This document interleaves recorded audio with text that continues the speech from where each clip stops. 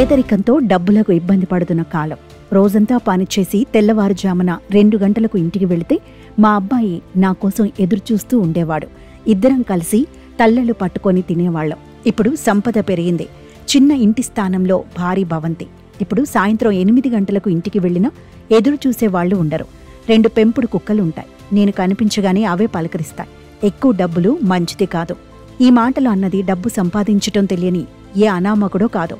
English చదువు లేని స్కూల్తోనే చదువు ముగించి వ్యాపార సామ్రాజ్యంలో విజేతగా నిలిచి 2 లక్షల కోట్ల రూపాయల మార్కెట్ క్యాపిటల్ ఉన్న కంపెనీల యజమాని అనిల్ అగర్వాల్.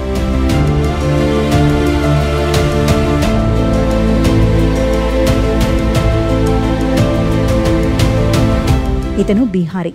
పెద్దగా చదువు లేదు. ఎలాగోలా కష్టపడి స్కూల్ చదువు పూర్తి చేశాడు. ఇంగ్లీష్ నేర్చుకోమని తండ్రి ఎంత కొట్టినా ఇంగ్లీష్ మా డిఎన్ఏలోనే లేదు అంటాడు. ఇంటికి వెళ్ళినప్పుడు పెంపుడు కుక్కలు తప్ప మన కోసం ఎదురుచూసేవారు ఉండరు అంటే దానర్థం భార్యా పిల్లలకు తన మీద ప్రేమ లేదని కాదు. వారికి అమితమైన ప్రేమ ఉంటుంది. కానీ సంపద బాగా పెరిగిపోయినప్పుడు ఎవరి పనుల్లో వారు బిజీగా ఉంటారు. ఇది మనం వద్దు అనుకున్నా జరిగి తీరుతుంది.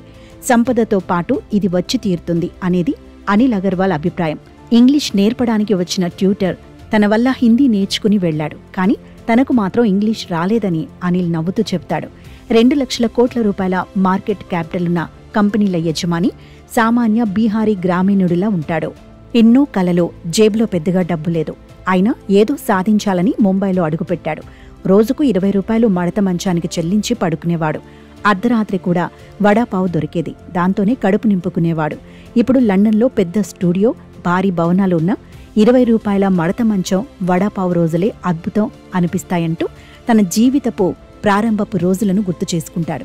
ఇప్పటి యువత ఉద్యోగం దొరికితే చాలనే ఆలోచనకు పరిమితం కావద్దు. ఎదిగేందుకు కలలు కనాలి. ఇంగ్లీష్ వస్తే చాలు, ప్రపంచాన్ని జయించేస్తాం అనుకోవద్దు. అదేవిధంగా ఇంగ్లీష్ రాకపోతే ఏమీ చేయలేమనే ఆలోచన కూడా తప్పు. నాకు ఇంగ్లీష్ రాదు, కానీ నేను ఎలాగోలా కష్టపడి నా కంపెనీని లండన్ స్టాక్ మార్కెట్లో కూడా లిస్ట్ చేయించాను.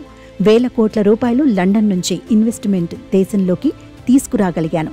ఒక దశ దాటిన తర్వాత డబ్బు మీద వ్యామోహం పోతుంది అంటాడు ఈ మహావిజేత.